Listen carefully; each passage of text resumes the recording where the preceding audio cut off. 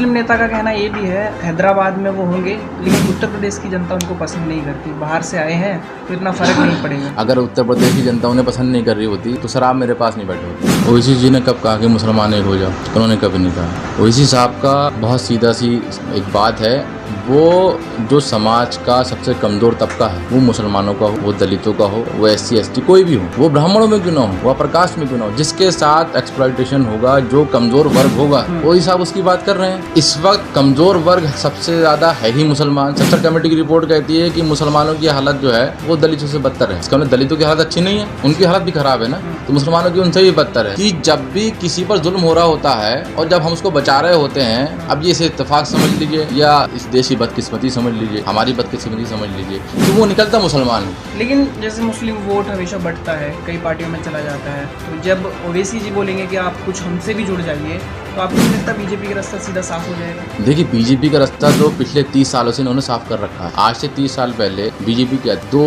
MPs की party थी, लेकिन इन्होंने क्या करा कि जहाँ पे भी 30% मुस्लिम वोट आबादी रहती थी, मुस्लिम आबादी जहाँ भी जिस कॉन्स्टिट्यूंसी में थी, तो इन्होंने क्या किया, समाजवादी ने मुस्लिम प्रत्याशी खड़ा कर दी। उस टाइम तो MIM नहीं थी, BSP ने भी मुस्लिम प्रत्याशी खड़ा कर दिया, कांग्रेस ने भी मुस्लिम प्रत्याशी खड़ा कर दिया। अब उससे नुकसान क्या हुआ? उससे नुकसान ये हुआ कि जो बीजेपी बिल्कुल हाशिए पर थी, वो या तो पहले नंबर की पोजीशन पे आई या फिर दूसरे नंबर की पोजीशन पे आई। तो वोट तो इन्होंने काटा, वोट तो हमेशा यही काट रहे हैं। जो तथाकथित सेकुलर दल हैं, हकीकत में वोट वो काट रहे हैं पिछले 30 सालों से 40 सालों से मुसलमानों का। ना हमारे बड़े कारोबार हैं, ना हम सरकारी नौकरियों में हैं, ना आप किसी मुस्लिम बहुल क्षेत्र में चले जाइए, ना आपको वहाँ स्कूल मिलेंगे, ना अस्पताल मिलेंगे। ना किसी से तो गठबंधन करना पड़ेगा ना। गठबंधन है ना, भागीदारी संकल्प मोर्चा बना हुआ तो है। राजभर जी तो कह रहे हैं कि हाँ भाजपा से भी हो सकता है। वो राजभर जी का हो सकता होगा, भागीदारी संकल्प मोर्चे का नहीं होगा। और ओवैसी साहब नहीं, हमारे अभी प्रदेश अध्यक्ष साहब जो है शौकत अली साहब, तो उन्होंने इस पर बयान दिया है। उन्होंने साफ साफ कहा है कि MIM उत्तर प्रदेश में जो है और पूरे भारत में हमेशा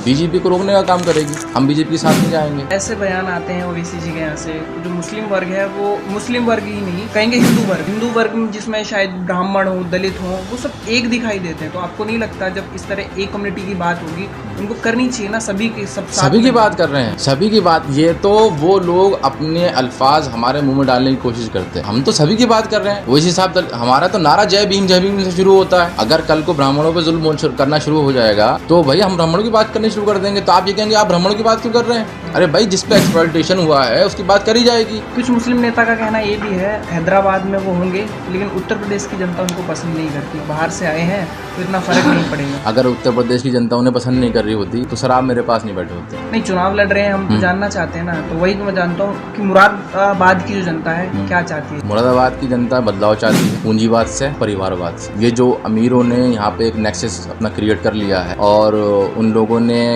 यहाँ की जनता को अपना बंधुआ मजदूर बना के रखा है। वो समझते हैं कि जनता यहाँ की बंधुआ मजदूर है, ये लोग कहाँ जाएंगे? तो उनके पास MIM ने एक ऑप्शन दे दिया है। तमाम जो और भी नेता है, आजम खां हो या फिर और भी जो मुस्लिम नेता है उत्तर प्रदेश से ही है, वो एक लंबे समय से समाजवादी के साथ है। तो आप भी तो किसी न किसी से बड़ा गठबंधन करना ही पड़ेगा ना। कि हम तो भागीदारी संकल्प मोर्चा के अंदर हैं, तो वो साथ हो जाएंगे। तो भागीदारी संकल्प मोर्चा में जो लोग आना चाहते हैं बिल्कुल आए। शौकत अली साहब ने बिल्कुल साफ साफ कहा था कि हमारे दरवाजे सबके नहीं खुले हैं। MIM इस बार 100 सीटों पे लड़ेगी जी, लेकिन लोग कहते हैं कि बाद में शायद बड़ी पार्टी से गठबंधन करना पड़े, चाहे वो बसपा हो, क्योंकि आप डिप्टी CM की मांग करते हैं, या फिर समाजवादी हो, भाजपा के पास आप जाएंगे। ये बात में कितनी सच्चाई? लोगों में पार्टी के नहीं क्या पॉजिटिव रिएक्शंस आ रहे हैं सारे। तो उसकी वजह यह है कि लोग जो हैं वो इस पार्टी पॉलिटिक्स जो स्थापित है, जो स्टैब्लिश है, उससे तंग आ चुके हैं। वो कहते हैं हमें काम करने वाला चाहिए। आप सिर्फ ट्वीट करके जो है ना काम नहीं करा सकते। आप अपनी ट्वीट करके अपनी प्रेजेंस नहीं दिखा सकते। आपको जमीन को उतरना पड़ेगा, जमीन पे आके काम करना पड़ेगा, लोगों का काम करना पड़ेगा, आम जनता का काम करना पड़ेगा। तो वो तो इन्होंने करा ही नहीं, ना सपा ने किया, ना बसपा ने किया।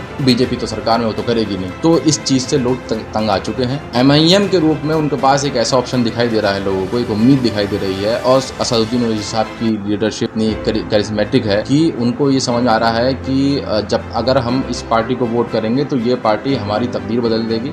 ये ज़मीन पर उतर के काम करते लोग हैं। आप हैदराबाद में जाके देख लीजिए, हैदराबाद में जो भी MLA हैं या महाराष्ट्र में हैं या बिहार में हैं, जो MLA हैं हमारे, वो लोग कहाँ काम करते हैं? ज़मीन पर उतर के। हमारा MP भी जो है वो किसी गली में बैठा होता है, लोगों की समस्याएं सुन रहा होता है।